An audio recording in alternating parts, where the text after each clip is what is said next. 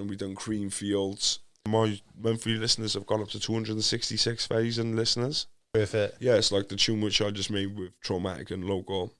It went viral on TikTok, and then it's ended up in the space of like 3 months. It's got 3.5 million streams, which at the time for Charlie Sloth was a massive thing on the radio. Hey, ollie, just like the bits and bobs and whatever. I was watching pornos in the back of a Hummer on ecstasy when I was 18, man, in Ibiza. Thank you very much for coming in, mate. Not a problem, Wicked. Thank you for having me, finally. Yeah, I know. We've been trying to put it together for a while. Fernquest. What's your first name? I don't even know your first name. How bad's that? Not a problem. Gavin. Gavin. Oh, right, yeah. Traditional Welsh name. So Fernquest, where did that come from? Well, it's my grandfather's, obviously through my grandfather and my mum's side. I'm not sure. I think it might be Swedish. Is it? Yeah. Yeah, I'm pretty sure. I wasn't sure if it was just like your, like it's a second your name. rap name, or whatever. Yeah, I didn't realise it was so an actual name Where did either. it come from? My grandfather, Sweden. So yeah, my second name, Fernquest, is my second name. Yeah, because you went to something else for a little bit, didn't you? I see on like some of Yeah, I was called Tiny Skitz when I was younger, and I'd done loads of stuff that with my music under the name Tiny Skitz. How come you moved away from that then? I was embarrassed by it when I got a little bit older. Yeah. I didn't think I was so tiny. Didn't think I was so skits. It's that like the tattoo you got, is it, when you're like 16? Like that sort of vibe, is it? You get it and then you think, fuck, when you get older. Well, him and his mates, the one who was over there, they nicknamed me that when I was a kid. So it's is it? Yeah. Yeah. That's pretty mad, isn't and it? then obviously as time went on, I was doing more stuff. I was just thinking, I can't do Tiny Skits. And then I just thought, give me something that can stick to me. So Fernquest. Yeah. But I believe it or not, I don't like the name Fernquest as an artist, but I'm not going to change it because it's just too much. Yeah. Well, I expect, like, would you lose a bit of like hype on it? Yeah, do you think if you? I think I'd done that when I moved from Tiny Skitz. Yeah. Quite a lot of people knew me as Tiny Skitz. Yeah. And that's something I wondered actually, because I seen like some of your older stuff, and then I noticed like the change and whatever. Well, just first of all, I was searching Fernquest and it wasn't like a great deal come out, and then I seen like this one video. I was like, that's the same guy. Like, do you know what I mean? I didn't know. Yeah, until that's I it. kind of look back. Well, most of my yeah, it's a tricky one really because I think it was a bad move. But yeah, when I was Tiny Skitz, I'd done my 5 in a booth with Charlie Sloth, 1 extra, all them type of things. Yeah. And then about a year and a half later, that's when I changed my name to Fernquest. So when everyone would be searching Tiny Skitz for anything, they'd never find it because I'd be Fernquest. Yeah. If I'm ever anywhere and someone says, what's your name? I say Fernquest. Yeah. They're like, what? What? Especially if I'm in England because of my Welsh accent. Is there any way you can like add it into all your titles or whatever, just to have it there? So if they're searching, like they can. I should do in brackets really. I should do. That's something I'm going to be doing. Yeah, you're right. I should do it. Yeah, because there's probably a lot of people like thinking disappeared, like, innit? Do you know if I put it in brackets, will it come up in the search? Should do. I would have thought so. Do you know what? It's been that many years now. I bet people ain't even thinking about the Tiny Skitz scenario anymore either. Do you know what I'm saying? Yeah. Tricky. You busy with music? Like, is it? Well, personally, for gigs and things, I haven't been too busy. In the summer, I've done a few festivals. Obviously, after the COVID was terrible for someone like myself. There was no gigs. You can't do nothing. So then, when all the COVID came down, we had festivals. I've done quite a few. I've done the Colour Clash Inside Out Festival, which are Welsh based. Then we done Cream Fields. We done a couple of other bits and bobs. We was booked for Naz Festival, but that got cancelled. But obviously, my friend's local. It's a friend from Cardiff. His name's Local. He's an artist. Yeah. And he's doing a lot. So what I do is I've been going with him in his performances, and I'm his hype man. I've been his DJ. That keeps me busy. Oh, so we've just come off a tour of there's a nightclub chain called Prism. Right. So they're all around the UK, and so there's one in Cardiff, Bristol, Birmingham, all the cities. That used to be like Oceana, is that? Yeah, similar. Yeah. That's it. Yeah. So basically, we just Local just toured that, so I've done that with him. And today he's just got announced that we're going to be touring with Example. Wow, that's awesome. So that starts on the 26th of January. So that starts, yeah. Big things coming then. Yeah, nice, yeah. We're just creating music, releasing music. Yeah, it's banging as well, mate. I gotta be honest. I never knew there was like a Welsh scene, to be honest with you, until like a year or two ago, maybe. I remember you saying, yeah. Yeah, and then I had like Merkage on. That was like the first one I come across. Yeah. And I was like, fucking Big up Wesley, that's my brother. Yeah, it was mad. And then I just started like kind of seeing all these other people, and I was like, I wouldn't have even known, because like grew up and like we were all listening to like 50 Cent and Eminem. Do you know what I mean? Yeah, of Didn't course. know there was any other like rappers, like let alone. Then you see like the UK ones, don't you? And then Of course you do. I think what it is with the UK as well, with rap, it's always been there, but now lately, like it's becoming worldwide as well. There's artists from the UK that are branching out worldwide, so it's everywhere. yeah, So I mean, people from say up in the valleys in Wales, which was more indie metal and just your rock and your pop and your dance, trance. You know what I mean? More your hardcore. yeah. So like the rap wasn't even a thing, but even I've clocked in there. It's spread everywhere. Yeah, well, you'd never have thought. Like, I can remember I'd be at like a house party or whatever, and there'd be like a boy from Bromau there, absolutely wrecked, and he'd be like, "I'm gonna be a rapper," and we were, Yeah. he was like trying to rap, pissed out of his head or whatever, and we were all like, "Nah, that just wouldn't work." Do you know what I mean? The accent and all, you just never think it would work, but it does, doesn't it? Yeah, well, there's a Scottish rapper who's doing very well, and I used to think, it's hard to understand him, but obviously he has his place in Scotland. Yeah, But I think what it is, I kind of when I'm rapping, I don't think I ever say Welsh. I think if anything, I hate myself for saying into English. But I think when I'm MCing, it just comes out. It's just weird. Like the way I'll say a word, if I'm MCing, so the word I'll make it sounds different just to fit in. Well, the so lyric. more Welsh or less? Probably more. Yeah, No, he'll say no. A word that I say in Welsh if I'm talking won't sound as Welsh when I'm MCing yeah. for some strange reason. You like a different character? Do you think when you're doing? No, I wouldn't say a different character because I try my like. That's one thing I make sure you've got to be original because people will find out. Do you know what I mean? Yeah, Because I Kinda love copy. music that much. If I see someone who I've for the slightest little thing makes me believe it's not really them and they're not MCing because they're loving it. Do you know what I mean? can't connect with them. It's gone. So I'm conscious about making sure if somebody's going to click on my stuff, that they're not going to be like, oh, here we go, he's fucking Gavin from South Wales trying to be a rapper. He's Yeah. another one of them guys. Do you know what I mean? At least when they come off, they're going to be like, do you know, Yeah. Well, I think like your music is quite relatable and like deep. I found it like when I was first listening to it. What was the one? No other like when that. Yeah, that was one of my that was yeah. That's one of the ones like I put that like in my playlist and all on Spotify. Something I listen to. Oh, like thanks, Will. yeah. Well, it's quality. It's just one of them. I don't know. There's just something about like that one to me. I think could be like in the charts sort of thing. Is that sort of song? Do you know what's crazy? Because big up Dirty Goods, they're no longer a band. There used to be a band from where I'm from called Dirty Goods. And the one time I warmed up for JLC. Yeah. So I warmed up for JLC and Dirty Goods were performing. And when they was also warming up on the bill. And when we was backstage chilling out, I came in touch with them. They was from Newport. So 2 days later, I had a phone call, do you want to come to the studio?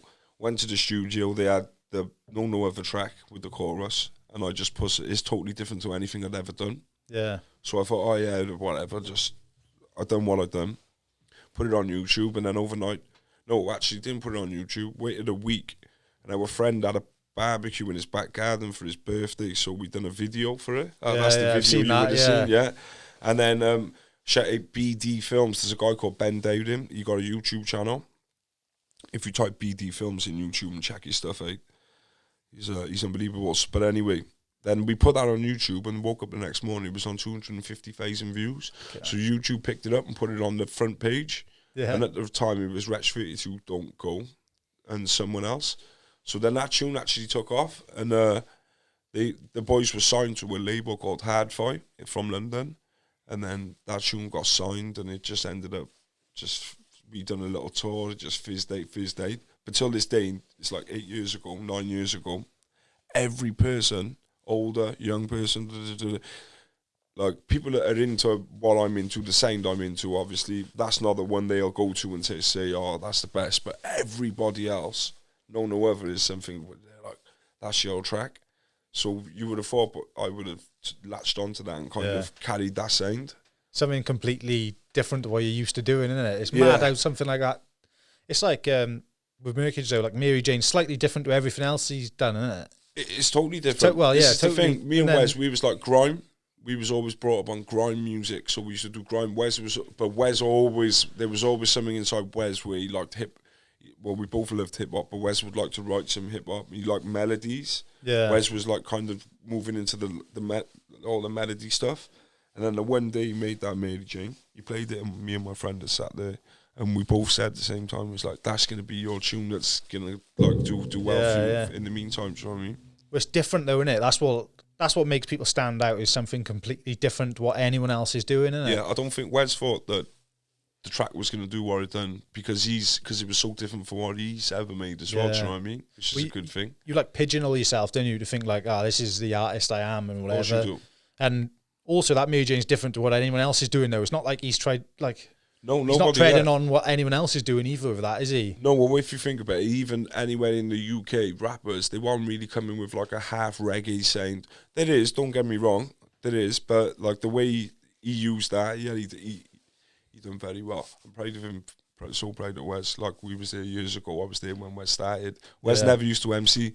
He used to just come around us, and then he started, and he's just worked his way, and he loves what he does as well. He does love it. Yeah. When he was in here, like, he's so passionate. Oh yeah, he loves it, and we could go on for days about Wes. Big up you, Wes. So you were on like his remix of that as well, wasn't it? And that was flown as well, isn't it? That's doing amazing. Yeah, fair play to him. All of us, look, quite a few of us are on that from Wales, and we. Yeah. No, it's a class tune. Are you like a number check? You know, when you put something out, do you like check how it's going all the time? I'm not gonna lie. What I've done is I've got loads of music made. I'm forever making music. Like the boys will even say they're like, you just keep on making music. I make tons of music. I'm always making music. Yeah. But I don't ever release it. Well, I do, but just in little drips and drabs. But I never release it correct, if that makes sense. Like this day and age, 2021, everyone's releasing music with a visual which drags you in, or it's just got really good promo. By the time it drops, you can't wait for it. Yeah. You know what I'm saying? Like, you've got loads of this. They got everything ready, and like, I'm not good in that sense. I can just make the music, but I really need to start releasing more on Spotify and stuff like that. Because I only used to have like 500 monthly listeners on Spotify. This was about 10, 12 months ago. And then I released 2 tracks and it started going up a little touch to like 750. And then I'd done a track with Local and Traumatic, Mr. Traumatic. Oh, yeah. And his Spotify must be absolutely going crazy because we dropped that tune and my monthly listeners have gone up to 266,000 listeners. That's a crazy amount, isn't it? Yeah. And like last year I had 10,000 streams, and they give me the recap last week and we had 2.2 million. So it's gone up from 10,000 to 2.2 million in 12 months. So now I have to make sure. Get on it, like. Yeah, it's my time to now I have to release something I've made and keep on doing it properly. Keep like the hype going. All them listeners then, they'll see you've dropped something new as well, won't That's they? it, I need to market myself and polish myself up correct, you know what I mean, bro, so people can take me in properly. Yeah, it's difficult though, isn't it? Like the first year, right, I was doing this, it was going a lot, like, probably better than it is now, to be honest with you. I was like putting them out on like Facebook and getting like, I don't know, 5,000-10,000 views or whatever on each one for a while. Yeah. I posted like some COVID shit and got like struck, like basically. Oh, so getting like, my reach used to be like 15 to 20,000. Like you can see your reach on like Facebook. Can, yeah. And then it's like 200 now or something. They smashed away the algorithms. Yeah, and I can't completely blame that as my fault, I suppose, sharing it, but it's deeper than, well, obviously I'm a weed smoker, so I think a bit deeper, right? But I reckon there is such a thing of like they can stop you from reaching. They stop you from. They definitely do. Like they do that. You know, on Facebook. Same with Instagram. What I found, right, is I'd post like a photo with me and the guest on Facebook, and it would reach like 5,000 to 10,000, and then I'd post a photo of me and the guest and put a YouTube link in the comment, and it won't let you reach it. And it'd be like 200 because they basically don't want all the people on there.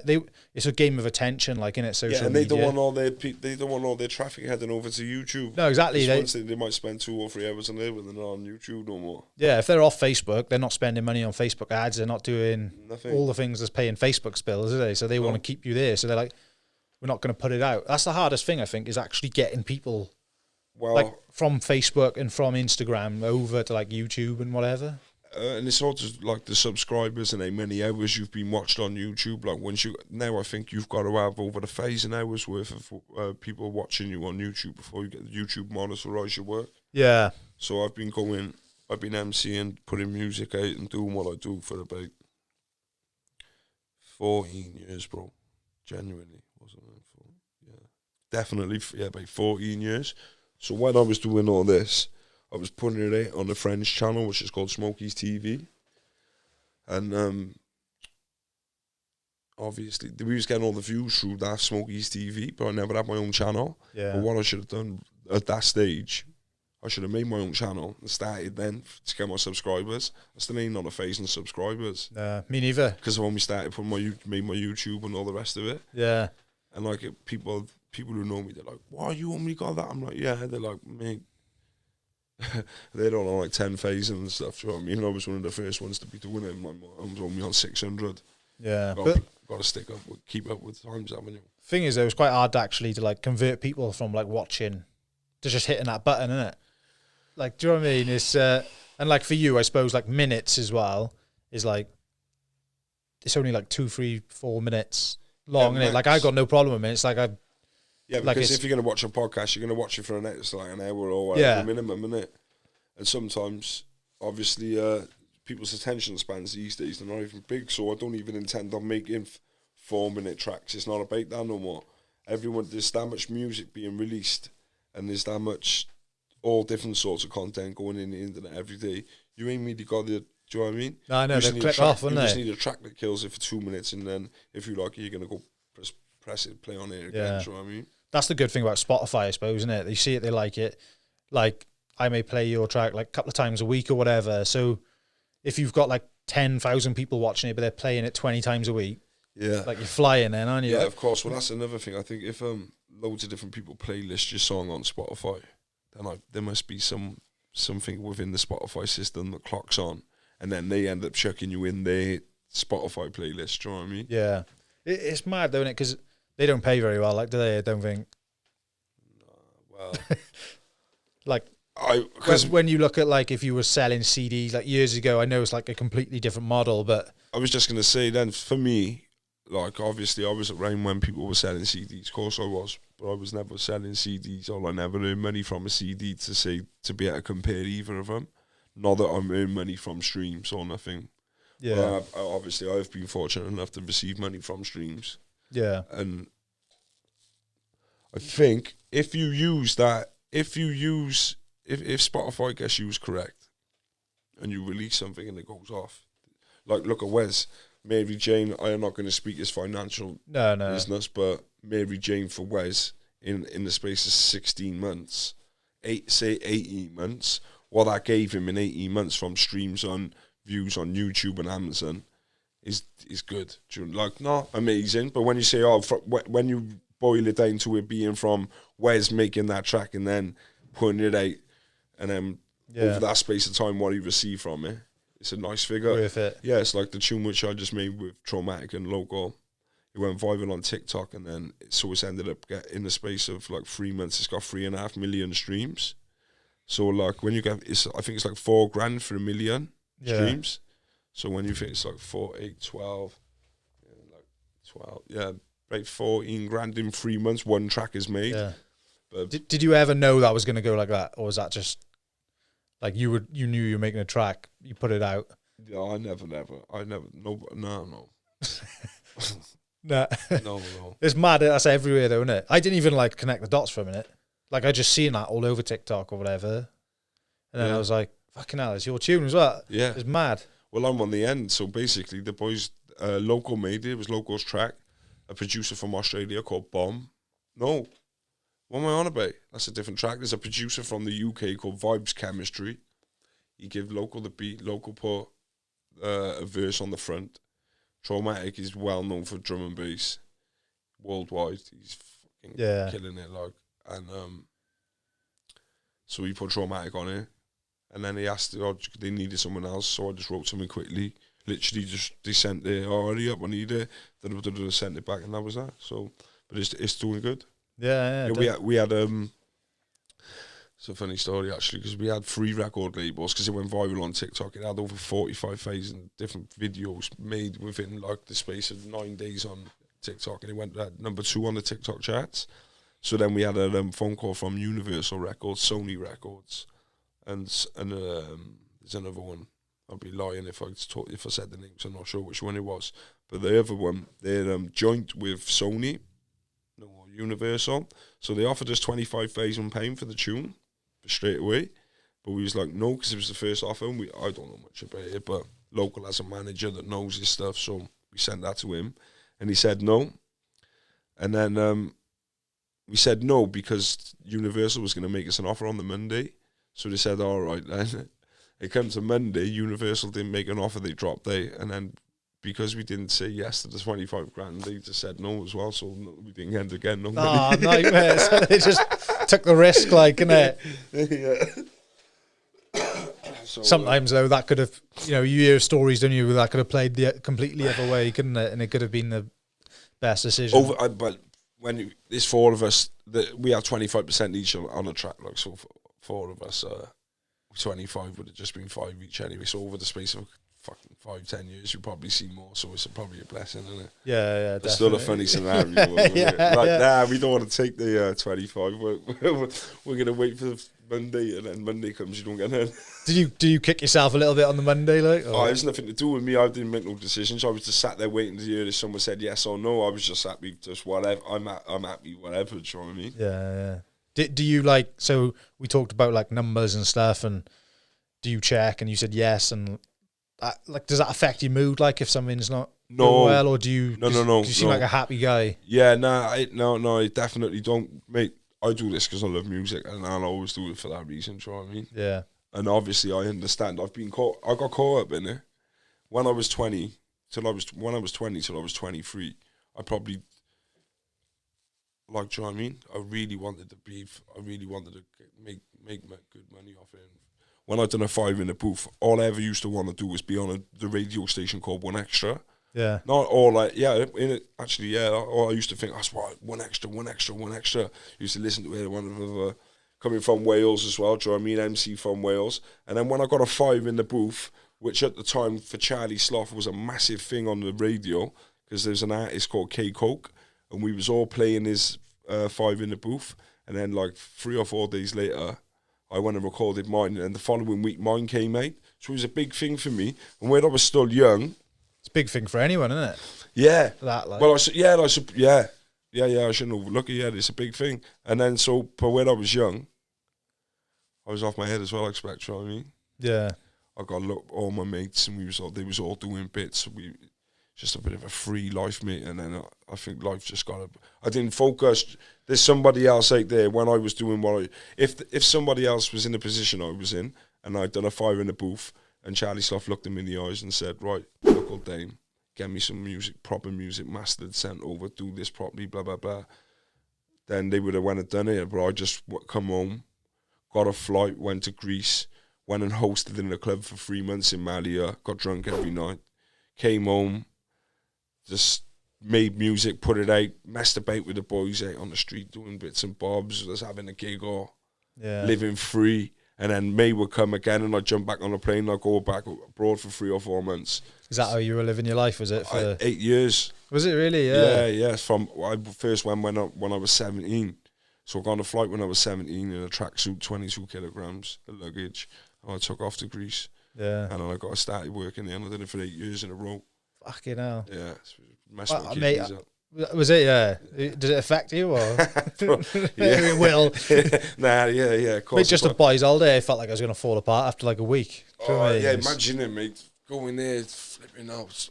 And I work every single night, mind, in a nightclub. I'm the host with a microphone. So basically, you just got to get, you know what it's like, hey, ollie, yeah. Just like the bits and bobs and whatever. Asking people with like, who's from England, make some noise, hey, pouring champagne over yourself, drinking shit, fucking Bacardi. Oh man, good fun though. Yeah, it was fun. It was fun for about 4 or 5 weeks. Every year they got like this, right? It'd be fun for 5 weeks, and then it'd be like, you'd be happy because you're waking up where you're waking up and what's around you. But then as soon as the night time would come, and you realise you've got to get in the shower and go back to a nightclub. And everyone else is just there on holiday for 7 days, isn't it? Yeah, Do you know what I mean? mate, it's like that. Like 6 days in, you're just like, oh, it's coming towards the end. We got to go out, but fuck, I want to go home. Do you know what I mean? It wrecks you, doesn't it? But I think in the end, I was on pennies for the first couple of years, and then in the end, I was on some because it's 7 days a week. If I'm working over here, I ain't got a trade. I went to college to do carpentry when I finished school, and then I ended up leaving after 6 months and going fucking to bed. Do you know what I mean? Yeah. So I ain't got a trade under my belt. So for me, it was just general labouring or warehouse work. And I'd never ever wanted to be. Who wants to be in a warehouse when you're in the summer? Yeah, that's it. So I was that was my easy way out. And then if it got to like every time it got to the beginning of May, something inside me would be like, "What's going on then? What's happening? What are you going to be doing? Get 200, 300 quid and get yourself a flight, mate.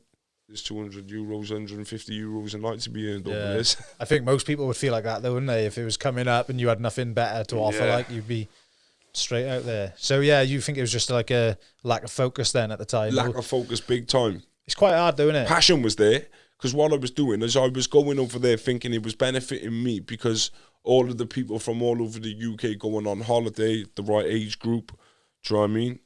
Thinking I was going to spread my name more, when really what I'd done was go over there. I did spread my name. I met some good people, but I got drunk every night. Yeah. How long ago was that then? 10 years, did you say? No, I stopped the year before Corona was my last year. Was it? Yeah. Yeah, so I was going from 17 till I was like 20. Yeah, telling like from 17 till I was about 28. Yeah. So Yeah, you'd still be I out there now, but do you think if it... No, because the one, like, no, I wouldn't. No, I wouldn't be. Done with it? Yeah, done with it. I was done with it, like, I missed the summer. I went, and I'd done the weekend, and the boss of the club have always said to me, one day I'm going to book you so you can just do a night. I'm going to book you like an artist. Do you know what I mean? Because I used to just work for him, be his host every night. Yeah. And he said, one day I'm going to book you, get you a flight, you're going to come over, you're going to open the club for the summer, and I'm going to give you, and then he stuck to his word. So, cool. Yeah, he rang me and he bought me and my brother a flight, paid me some good money and looked after us when we went there. And I was like, that's the last time I go work in it. I go back there always. Have you got any crazy stories, like? Any you can share? From over there? Yeah. Oh, bro, I'm a bit of a menace, man. I bet there's probably one every night, is there? Yeah. Well, if you need to get it, mind you can. We plug some. No, I won't. Oh, I could get that, couldn't I? But no. What did I do? Well, basically, the first night I landed there, before I plugged a load of coke, got landed over there. So I guess this coke ate in my ass. Yeah. I guess this big lump of coke ate in my ass. I sticks it on the side. I'm sniffing away. I've landed about an hour. I'm not. Don't look at me like I'm a druggie, mind. I'm not. But anyway, this is why. So then I'm driving to the club on my moped with my mate, and we got like a little bit prang. We got a bit scared. We coked right up, and we're in Greece and all that. Obviously, you spit on top. So I guess this rock. And this has got to last me for, like, I've took this over there because you can't get it. I've took a big lump over so it can last me for the summer. And stuck it under the rock. Goes and like looked at the lamppost and thought, yes, there it is. Goes out for the night, and then thinks I'll go back and get it. Went back, flipped up for like 100 rocks, couldn't find it, and then like for the next like 3 weeks, every single night I get drunk and tell myself I know where that is, and I'd be hanging off my moped driving up the road, flipping rocks, and Greek people would be stopping in their cars to see if I needed help because I got my one hand on the moped and I'm flicking rocks at driving down the road, and I never ever did find it. Someone had a good find though. Yeah. Fucking hell, I bet they were thinking, right, that guy, if we see that guy flipping rocks tonight, we're going to have to take him to the mental hospital. Yeah, but you know what? And then we couldn't find him, me and my mate couldn't find it. But what we was doing, when we landed, we surprised one of our friends. So we turned up and we knew where he was staying, so we banged his door. And we used to just get a flight and then get an apartment when we was there. So we just knocked down my mate's door, surprised him. And then when we've gone in there, obviously, my mates pulled the weed out of his ass. I've pulled coke out of my ass. We've started getting crazy. We're sniffing up all this stuff, smoking weed. And, yeah, he's gone mad and kicked us out. So there was a washing machine, which everybody used to use, and it was like in this little thing. So we were sniffing off the washing machine. But then when we got back and we was outside this room, he wouldn't let us in. We looked to the right-hand side and we seen this big pile on the washing machine. So we just stayed there for the washing machine. For the washing machine we for the finished night, the washing machine, yeah. Fucking hell. Why was that the store? Why was that my crazy story about Mario? Why was that? That's mad, innit? Why was that one? Like, but it's mad, innit? When someone puts you on the spot, like the first thing that comes to your head is always something like... Yeah, and then my nose started running, made me look and sound like a right fucking... Put you back in that moment, did it? Crazy, yeah, it did. It's mad, though, innit, how the mind can do that. If you, like, think of something enough, like... I think that's what might have just happened, mind. And but anyway. You can feel how you felt in that moment, though, can't you? It's fucking mad. Oh, mate. Fucking hell. Some of the shit you see, like, over... Well, I went to Iron Apple, like, and that was pretty crazy. It's just, like, people going up the street on mopeds. They weren't flipping rocks, but they were, like... they were falling off and shit. Just pissed as fuck. I went to Ibiza as well. Like, the one summer, the second summer, when I was 18, I went to Malia, and I came home. And I came home a little bit early, and I was devastated at the fact I came home after 2 days. I was like, what have I done? I was another 4 weeks left over there. My friends were in Ibiza. So I flew to Ibiza, and they had been staying there for a while for the summer log. So I flew to Ibiza and landed. I rung them, said, where you to? And they said, Club Eden, get a taxi to Club Eden. So I'd landed in Ibiza with a suitcase. I've gone to Club Eden, pulled up outside, and my friend was there with the guy who was either running or he owned Club Eden. And he took my suitcase off me, stuck it in, and walked in, and we went straight to the VIP, Professor Green and everybody. I was only meant to go for 2 days, and I got back to the airport, and when you're putting your luggage back through the little thing. Yeah. And then one of my mates said, do you want to stay? And I was like, I'd fucking love to, thinking you'd just say, oh, yeah. Do you know what I mean? I'd love to stay just one of them ones. And then everybody just chucked all their money together, all the boys. Boom, boom, boom. There was a couple of €1,000 in this pile. They just passed it all, said stay. And I ended up staying in Ibiza for 7 weeks then as well. Yeah. Well, that's wild, mate. We had, our mates drove a Saab over there, so they was driving around. And then they had a Hummer. Was watching pornos in the back of a Hummer on ecstasy when I was 18, man, in Ibiza. Fucking hell, I bet it was mad, isn't it? Yeah. So were you like doing music over there then at all? Nah, or was it just pure party? Like, I wasn't doing no music. I was there because at the time where the boys knew me where I was from and whatever, they was all over there. They just had me over. They knew I loved music and loved that lifestyle. And it was nothing for them to just chuck their money together and leave me there, basically, so I could enjoy it. And we already had 3 friends that were pitched up. They were staying there. They drove a Saab over a convertible. So we had that. We was driving around. We thought we was the dog's bollocks. I bet, imagine, yeah. Oh, especially like when you're pissed all the time as well, isn't it? Like, it's not like this. Do you go out at all now? Is that like... I don't go out to Newport, no. No? Nah. I love a pub. Yeah. I'm getting a bit older. I love a pub. I love raves. I love big raves. But I love going... these last quite a few years, we've been going and we've been part of them, if that makes sense. We've been keeping it nice, do you know what I mean? Yeah. My friend locals doing big things now, so we're in the right hands, so we're keeping the team. When we go places, we go as we're working, do you know what I mean? But then when I kind of like to go somewhere, let my hair down, drum and bass, jungle, have it off. Yeah. And then I won't do it for a while then. So with this new tour then, you'll be working a lot? Yeah, it's just, we're just like, it's not every day you get these opportunities. So when we're there, don't get me wrong, you play as well. You have a party too. You got to keep a cap on it also, because you got to realise that you have to give 100% every time. Yeah. And you all know what everyone's like on an hangover. You know, you get people who say, "No, I don't get him." Yeah, especially now you're getting older, like, innit? It's going to get worse. Oh. But also, like, I suppose, do you look at it like this? You've had like opportunity, and like, you know, you've got to focus. And if you don't do it now, like, do you feel like it's gonna keep coming? Like, or? Yeah, I've messed up opportunities. I've messed up loads of opportunities, but I reckon, like I said to you, I didn't ever feel like I was in control of myself. Yeah. So I mean, now that I feel like I'm heading in the right direction to be, if that makes sense. Yeah. You know who you are a bit better now. Yeah. Yeah, no, like, do you know what I mean? I know what works for me and what don't, but I still do what don't work for me now and again. But Don't we all, innit? But we have to, yeah, it's crazy. It's like you got to, like, keep dipping your toe in to be like, oh, no, that's no good for me. Yeah. Or, like, keep on your hand in the fire, innit? Like, Yeah. whoop, better not be keep doing that. But, yeah, it's weird, isn't it? I suppose, like, something I've tried to do, like, as I'm getting older is, like, attach, like, every time I think of something like that, I attach, like, loads of negative stuff to it. Like, if I think about going out drinking, like, I'm a nightmare when I go out drinking. Like, just fucking, it's not something I'm proud of. Like, end up, like, fighting, doing whatever, all stupid shit. And I'm just, like, every time I think of that now, I just, like, just try to attach something negative to it. Like, so it's just, the thought of it, I don't want to do it anymore. I used to have to stop myself from going out, like, you know, like, Thursday, Friday, Saturday, Sunday, be out, like, all weekend. I used to have to, like, I tell myself at the start of the week I'm not going out this weekend, and then by like Thursday it's like I'm fucking already out. Do you know what I mean? I could never control myself. Because now I'm like the other way around. I have to, like, the thought of going out is like, oh fuck, I can't be arsed with that. No, I know what you mean.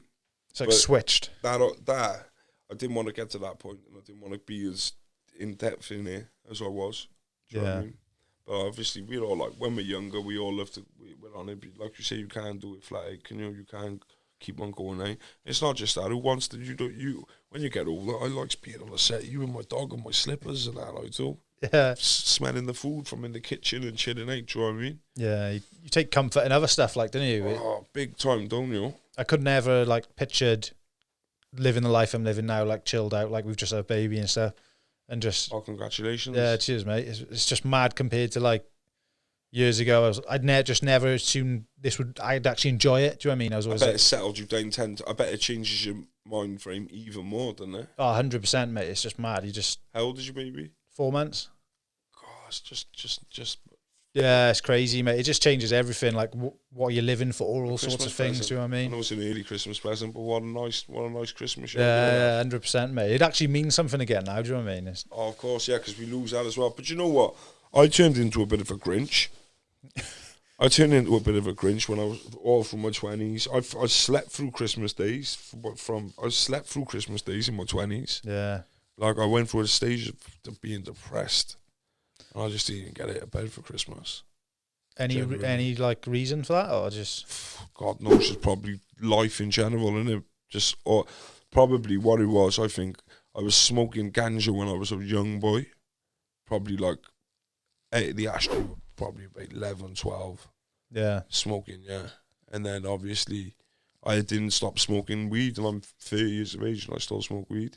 But I think what it done is when my brain won't function. I basically took drugs. I was sniffing coke when I was 16. Yeah. So all them type of things, this is what I've told myself. Nobody's told me. No professionals told me.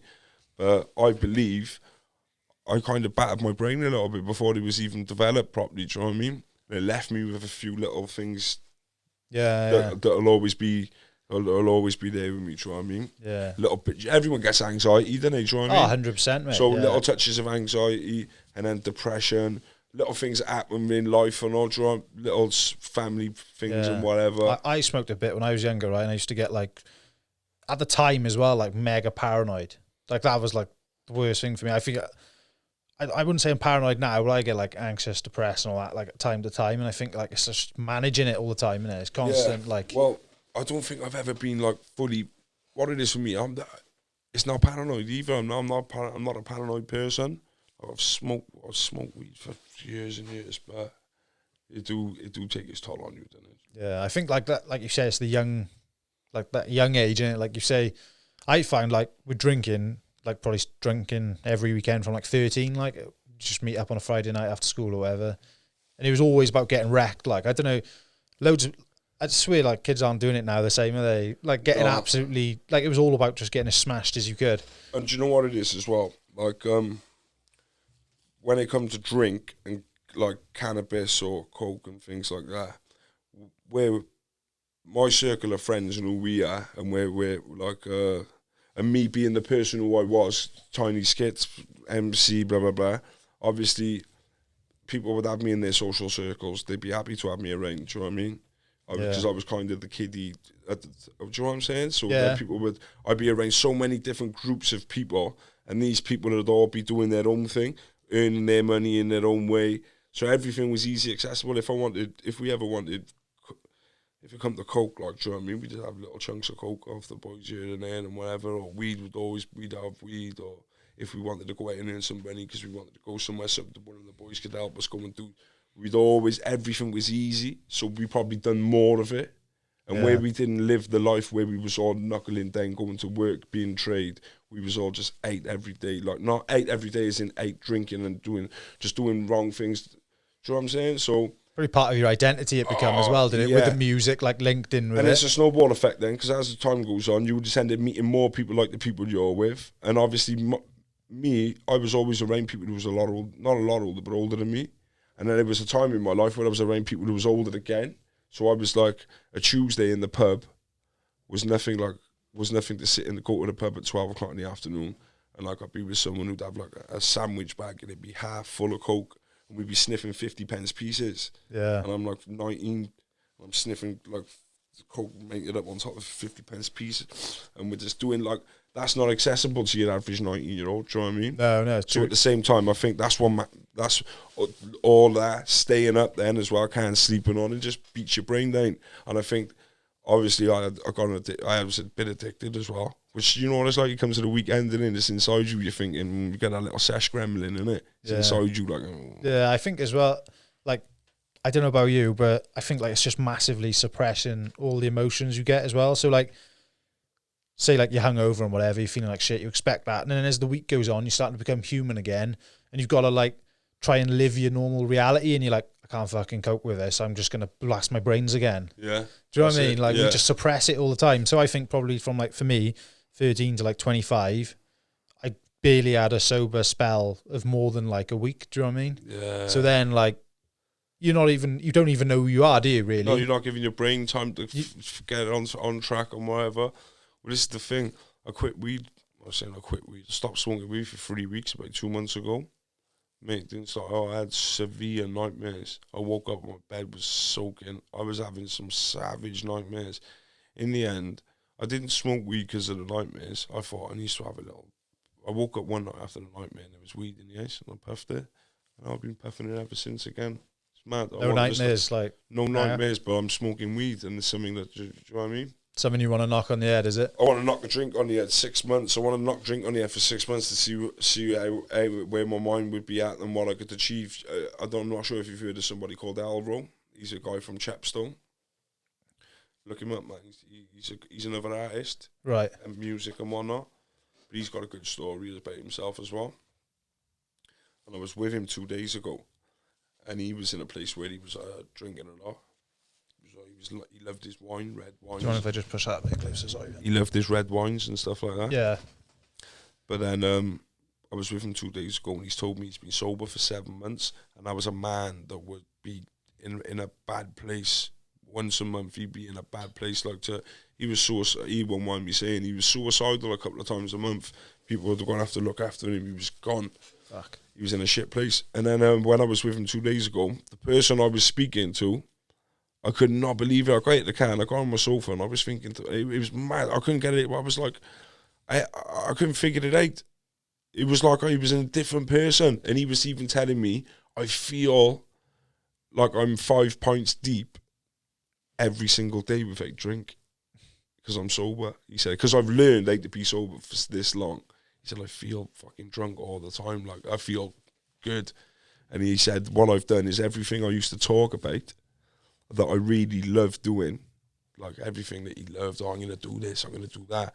The intention was there and he really meant it, but it was all, it might as well have been bullshit because 3 years down the line, you still really want to do it, but you ain't done it. And you could have just done it. And he said, what happened is, within the space of 7 months, things that he even used to say, and he used to deep down inside think, shut up, you've been saying this before. Yeah. He said, all them things he used to say to himself, he's done, or he's doing, or he's all on the... He's like, that's what happens when you stop. So I'm intrigued, bro.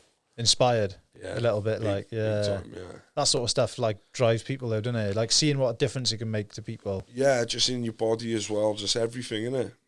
You'd be surprised what you can do in a short space of time as well, isn't it? Yeah. Like you now going on this tour, like if you, it's probably be hard, but imagine if you do that sober, like soaking up all that experience, like it'd be. That's the thing as well. Yeah, there you go. That's another thing. Yeah, because every time we go places or we've been places, and it's like a celebration because we love it that much. We feel like we're celebrating. We don't always get drunk, but you know what I mean. It'd be nice to witness something sober. Yeah, we do. We've been doing a bit sober, but yeah. Jesus Christ! When I watch this podcast back, I'm gonna be thinking, drugs, drink. You're making yourself look like a pisshead. It's experience real, mate. It's all about like your true story, innit? Yeah, and that's it. Yeah. If that's what you're going through and you've been through, that's what it is, isn't it? What can you? Yeah. What was like? I should have done this at the start, really. Like, what was like growing up? Like, how did you, like, what pushed you towards music? Well, obviously, my family, both sides of my family, love music. They love music. In both grandparents' houses, always had music on. I had an uncle, which is my mum's brother. He was an MC, jungle, drum and bass. When he was younger, 1993 odd, he was involved in a car accident. So he's in a wheelchair. So my grandparents look after him, and then he couldn't obviously he can't MC no more. But then he had decks. He used to have decks. And when I was growing up, I used to just sit by the side of him and watch him, whatever. He'd be in his wheelchair. His hands are a bit funny, but anyway, he'd have his decks. So I was always into that, and then as I got a bit older, and I'm talking from really young, from like 3, 4, and then as I got like 7, 8, and they had told me, oh, they used to do this, and they, with the mic and whatever, they used to do that, but he can't obviously because of this. And then by the time I'm 10 and I'm really understanding. I can understand something if you're explaining it to me. And I've understood, he don't MC no more because he can't. He's in his wheelchair and his voice box is gone and whatever. So that's why he does that. And then I was intrigued in MCM. So writing. Yeah. So then I used to write, do you know what I mean? And then I used to have a little go, messing around. And then I just used to write lyrics, man. And then I used to just lie on the floor in my nan's living room writing lyrics. 1 extra. 1 extra the radio station used to be on, and then I used to lie on the floor, and when the beats, because you could only hear these beats on this radio show on a Wednesday, do you know, DJ Cameo or Richie Vibe V, and so you could only listen to them to listen to that type of beat that we liked. So then, bam, I used to be writing. Got a bit older, borrowed the boys some headphones. They used to MC, borrowed them some headphones. Went back to get my headphones the one night. They was in my mate's bedroom. They was all in there MCing, throwing stones at the window, get their attention. I can hear the music, thinking, "We got my fucking headphones." They said he was bringing them back. So then they let me in. I goes upstairs, and by this time I've got some little lyrics because I'm into it. But I used to have decks as well because my uncle for Christmas they bought me some decks. He used to hand me down some vinyl, so I was always trying to mix. But then I used to write my lyrics. When they borrowed my headphones and they didn't give them back, I wanted my headphones, so I'm thinking I need to have a little go on my decks. Gone to the house and I've ended up going in and I've ended up MCing. And hey, you can MC as well, could you? So I've had a little go, and then obviously the boys where we're from, there's only 2 or 3 of them MCing. So the more the merrier, obviously, because on the other side of the bridge where we're from, there was a load of them MCing. So obviously there's only 3 over my side. There's about 15 over that side, isn't it? Yeah. So I just carried on writing lyrics. I used to go with the boys messing about, and I never ever stopped.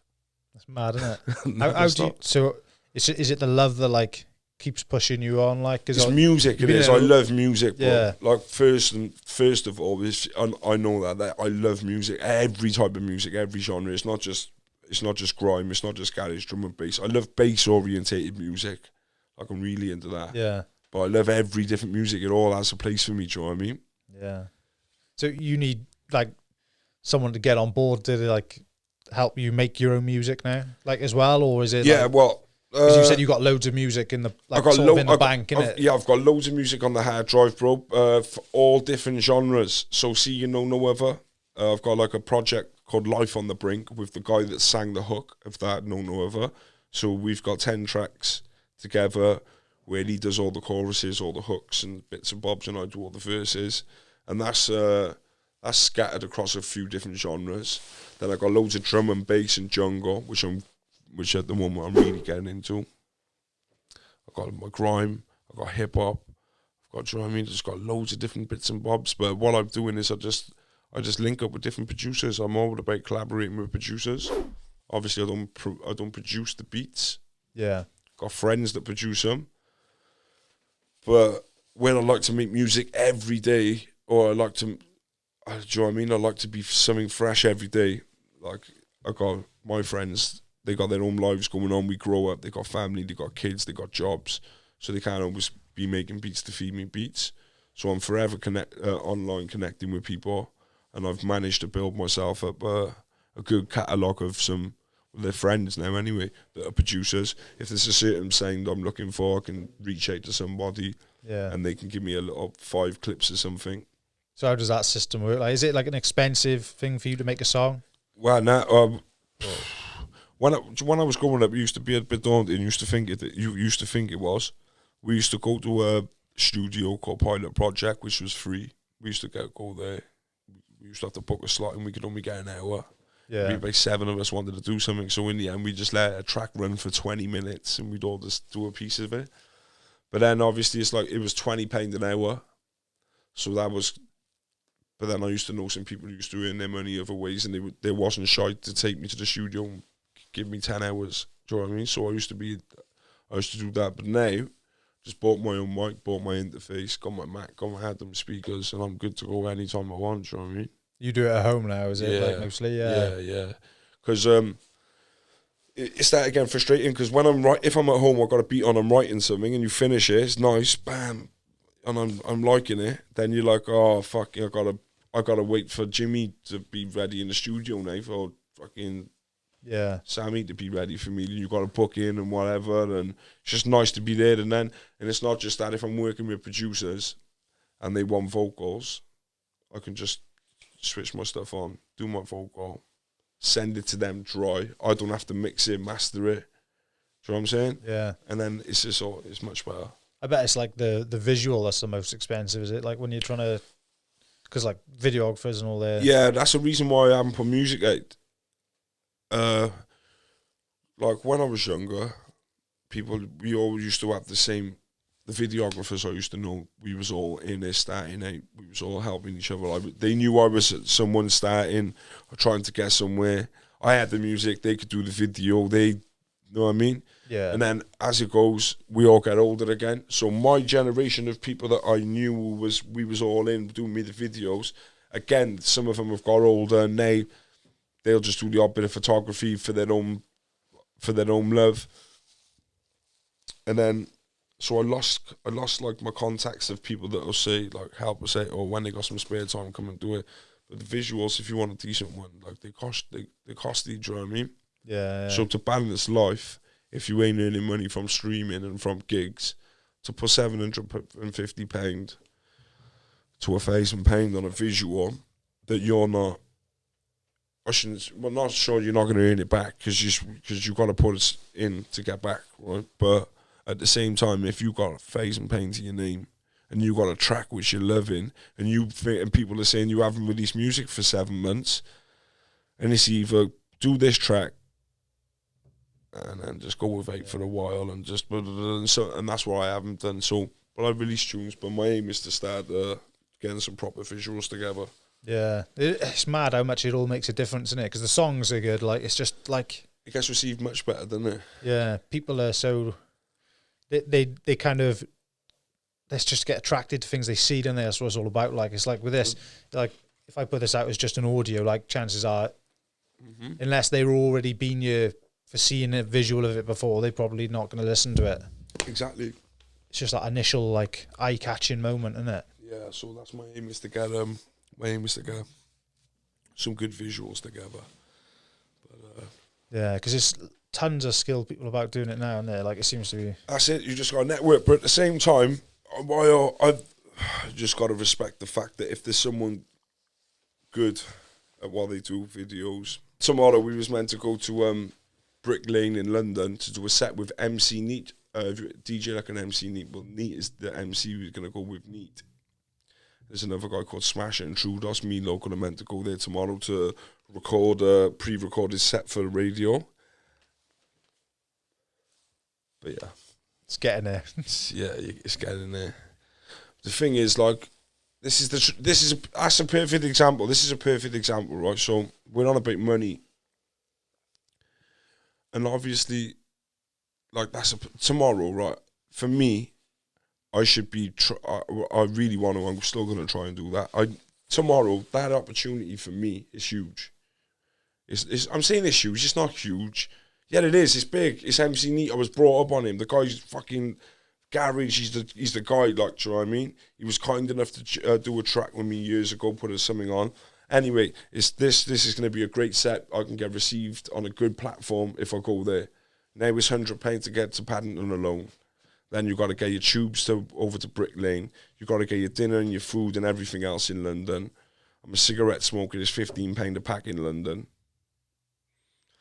It's £175, £200 to go to London to do an hour pre-recorded set that's going to be great for me.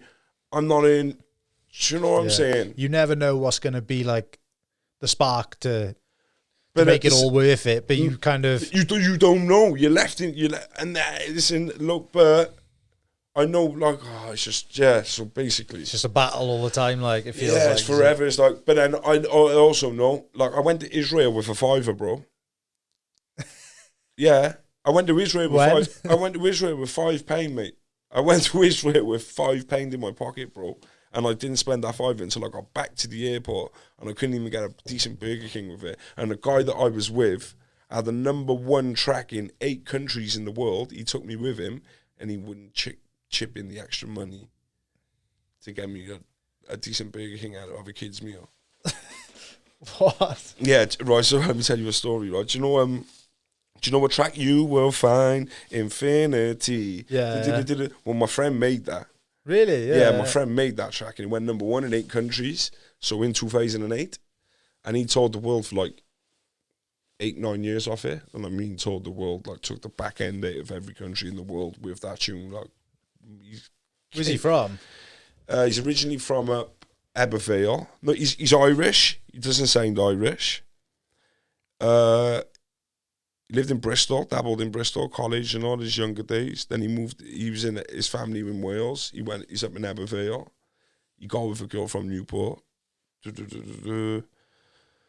So he made that track in 2008. They went #1. Cake there, boom, obviously become minted from it. And then he just toured the world, and I mean, repeatedly toured the world off it. So for his last year, he took me a couple of countries with him. I was his hype man. So I knew him from, his missus is from Somerton in Newport. And a couple of my friends know his brother. But we become in touch anyway, and then he liked what I done through No Other. Yeah. Yeah. The guy who made that track seen No Other and said, boom. And then the one day he said, do you want to come to Denmark? I was like, wicked, so I went to Denmark. And then he said, do you want to come to Austria? I went to Austria, boom. We did a couple of European places, and I was like, oh, wicked. Like, I'm seeing like Poland, Lithuania, all these places I was going. And then one day he rang me and said, do you want to come to Israel in like 2 or 3 days' time? I was like, yeah, wicked, happy days, fucking amazing. So we flew to Israel. I didn't have the money, I had my luggage. He said, don't worry, you don't need no money. Obviously, I'm with this guy. I'm thinking he's going to look after me. And he's going to even give me some money for going. So I had a £5. I didn't say, I got a £5 fine. Telling him I'm going. Like, I got the plane food's free. Yeah. The food in the hotel was free. I'm going to survive. So I've just gone there, played this gig in the middle of the desert. We warmed up for Mark O.V., the guy that made the track on Kevin and Perry. So I was in the hotel and we was eating food with the guy who made that. And then when we got back to the airport, then the day we left, he's got this big Whopper burger and everything. And I've just hit him with, listen, Dad, I ain't got a credit card or no bank card with me. I've only got this. Like, do you know what I mean? A £5 blue note, English money, yeah? He's like, oh, you can change it over. You can change it over there, right? Yeah, you can change it over there. Big whopper on his back, on his tray. I was like, oh, fuck it, no. I thought I'll change it, isn't it? When I come back, he's going to chuck me a couple of extra quid to get me sort of thing. I was just at the counter and I'm like, it's all awkward. I'm thinking, boom, boom, boom. I've come back with this little kid's meal and I'm thinking he's going to say, what are you doing? You know, you boom, go and get. You just straight face, man. Nothing. I just got on the flight and come on. But I was buzzing because I went and done. I swam with fucking dolphins. Like it was the first time I ever done that, and it was all free. Flying over the mountains in Israel in this little. We flew to some place in Israel, and then we got on another plane and flew to Eilat, which is another place, the biggest city in Israel or another part of Israel. We're flying over the mountains in these, do you know one of them propellers that got them little things, bro? There's about 9 of us on this little thing. Oh, you were shitting it, were you? Oh, yeah. Especially because when we landed, you go into the street and, like, there's just, they only look young because it's mandatory, the army in Israel, and then once you turn 17 or 18, you got to go 3 years in the army, constant. So, and it's just around the street. And you're looking at, and then, do you know when you're watching the news and you can see. It's pretty rough over there, is it? How did this song go big over there, like, isn't it? Bro, do you know that song? That dance music is so global, bro. And that you believe it or not, that Infinity track, you will find infinity. Anyone knows it, doesn't it? I knew it. Everyone knows it, yeah. Well, the biggest crowd that got performed to was 1 million people in one crowd in Berlin on a New Year's Eve through the whole streets and everything. And then it was like shout out to Darren Bailey, he lives in Germany now. Does he? Yeah, he got a tattoo parlour. Is it? Yeah, you have to. It does motocross with his kids. He's just living the dream off the back of that, is he? Mate, Dream living. Mate, it's big serious though. When that's one track. Yeah. Anyway, yeah. Is he good? Like anything else he put out? Yeah, he's put stuff out. Good or just never ever hit that. Well, the guy that sung that actually moved to Ibiza and died. The vocalist, you take your time and trust in me. Yeah. The guy who sung that, Darren made the music, the beats. Josh, then the vocals. Obviously, the life got the better of him. He moved to Ibiza and was it? Yeah, just partied his way out. Partied his way to heaven. Yeah. Crazy, man. That's crazy, isn't it? So you've been all over the shop with music then. So he probably thought like, oh, you're a young lad or whatever. You're just happy to come along for the ride, like. Yeah, well, at first he was he was trying to help me. This is the thing, like, do you know what it is in this music scene? It's the same with loads of things. It's probably the same with acting, sports, boxing. People down go carrots. People promise you. People say they can do this, and you just don't know. And you're on your journey, and you're just thinking, yeah, you're just taking every. Do you know what I mean? Yeah. I know exactly what you mean. Yeah. So that's what I done. But I'm still very grateful for my relationship with them, that's all, because they taught me some good stuff, and he's a good guy. And do you know what I mean? Who else? Just being around that as well, you can see like how people move, like where your next steps are and whatever. Like I expect you got some mad experience of like the industry then, innit? Just being in these places. Yeah, well, yeah. I suppose I got some. Yeah, it's touchy in there, bro. It's like it's crazy. You just gotta be independent until you're at the point where you can say what you want from people, if that makes sense. Yeah. You're on the driver's force.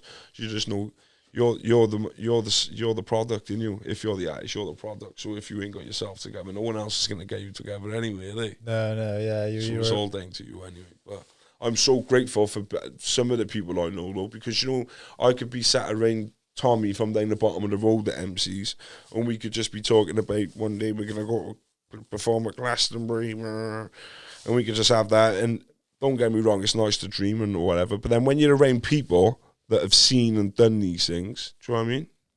Like we've already talked with Example once, so G Stephen going out and touring with Example, like when I was like the love gig starts again, and like I used to listen to all them songs, and then when you're with them, you sat next to them. I mean, Mrs. was Miss Australia, and I'm thinking, well, this is what the circles I'm in.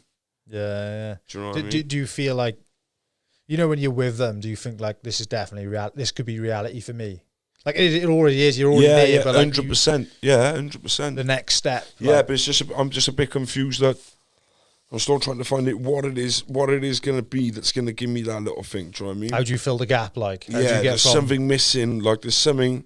It's just going to be a time. There's going to be a place, and something's going to fall into place. Something's going to fall in the right direction. Like, do you know what I mean? Just got to keep on knocking, get myself together a bit better, because obviously, because of this music, man, it's not a joke. I'm 30 years of age, and because of this music, I haven't done much like elsewhere to do with anything else in life. I've worked, I've done scaffolding, steel erecting, laboured for people in all trades, worked all weird aces. I've always had jobs. I ain't shied away from work, but I just don't, I'm going to be honest with you, I can't stand going somewhere where I don't feel like I'm getting anything.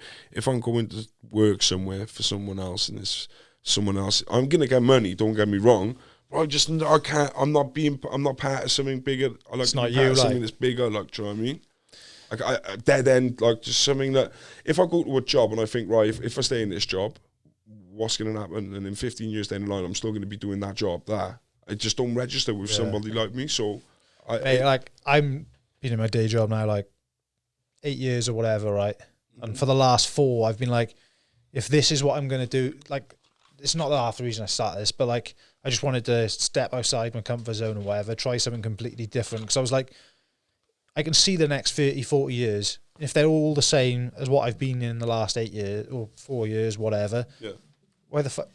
Like, it feels like it's pointless. What's the point, like, innit? You want to experience all different things, don't you? Of course you do. Like, fuck, I can totally resonate with what you're saying. If you're going to do the same thing for 10 years, like, you may as well have just lived one day, and you almost. And that's another thing. Because of the path and the journey I've been on, it ain't been all fun and games, because I've had some real dark moments on myself, do you know what I mean? But the only reason why I've had these dark moments is because I've been so free-minded, and I've led myself to just end up in these situations because I was so free. I didn't have a routine, not much of a routine. Yeah. Do you know what I'm saying? You need to treat, like, yourself as, like you were saying earlier, like your job, innit? Yeah. To a way. I started having routine about for the last 3 years. I've been with my girlfriend 5 years. The first 2 years of that relationship, I was still like drifting. The last 3 years, I've been steady. I'm steady. Do you know what I mean? And now it's where I feel like I'm in control of myself to take myself further in the music. Like, yeah. Something I've been doing, like, for the last 6 months. Right? It sounds like, I don't know. But years ago, I would have said it sounds gay, right? Mm-hmm. Like, you get up in the morning or whatever, and every day I just go outside, like, first thing. Well, at the moment, me and my brother are going for a run in the morning. But then, like, I spend, like, 5 minutes just thinking, like, where do I want to be in 5 years? Like, spend, like, a minute in that head, like, and actually, like, smell, like, picture, like, what it's going to smell like, look like, feel like. But then bring it down to 3 years, 1 year, 6 months. Today, what am I going to do to impact that fight? Like, how am I going to get there? Do you know what I mean? Yeah, it's a realistic time, 5 years, isn't it? When you get older, you can do a lot in 5 years, can't you? When I was younger, I couldn't see past 3 months, but I know it's because I was 100 mile an hour, and because of obviously smoking high, must have high every single day, and you ain't thinking straight when you're like that. You know, life comes and goes when you're like, tomorrow never comes, do it? When you, I don't know, you wouldn't know, but yeah, when you're smoking weed, you say you're gonna do something, but then you just be like, I'll do that tomorrow. So the amount of days I must have wasted by saying tomorrow, I'll do that tomorrow because I was high. I think, like, I heard this saying before, people overestimate what they can do in a day, but underestimate what they can do in, like, a year. Because you could, like, if you focused every day for a year, you may be able to do more than you've done in the last 5. Yeah, you would. I probably would. I reckon that's why I want to stop doing the drinking all, bro. Because I just feel like I just want you just be on it, wouldn't you? Every day, just pushing and pushing. I think you can do it, mate. Yeah, I want to see you do it. Yeah, I'm gonna, man. We have to come back on in a bit. Do you know what? What's the date? December, isn't it? December the 6th. January the 6th, February, April, May, June, July. July the 6th. Should try and come back up on July the 26th. Yeah, see where you're at then, innit? See where I'm at. Yeah. Mate, I'd be interested to see. Experiment. Do it. Nice. Make the decision, innit? That's what it's got to be. It's going to be hard over Christmas, but yeah, we'll get there. And hopefully, by the next time, if I do come back up, by then, I've got a music video that's out, which is quality, and I say, boom, that's happened. Yeah, 100%, mate. And we're moving. Right, thank you very much for Thank you coming very on, much mate. for Is there anything having me else up. you want to say before we... Just thank you, and I just appreciate for what you're doing. There's not many people in Wales that are having a little stab at the podcast. Cheers, mate. There's probably Thank you. people that are thinking, I want to have a go at doing it, ain't got the balls to do it. So if you're one of them people, don't be shy, have a go. 100%, So just mate. maximum respect to you, mate, and just keep on going, and all the best. Yeah, cheers, mate. Appreciate that. Thank you very much. And also, I want to say as well, there's a lot of people out there who want to get involved in music, podcasting, whatever. Just do it, like, innit? Because for years I let the fear of whatever people would think of me get in the way. Just fucking get rid of that. And innit? now look what's happening. So yeah, man. That's it, Yeah, mate. definitely. If you are one of them people producing music, acting, not even that, in anything, it doesn't have to be something to do with just whatever you want to do, and just go and have a go in it. Yeah, there's nothing to lose. Life's too short, mate. That's it, mate. Cheers, buddy.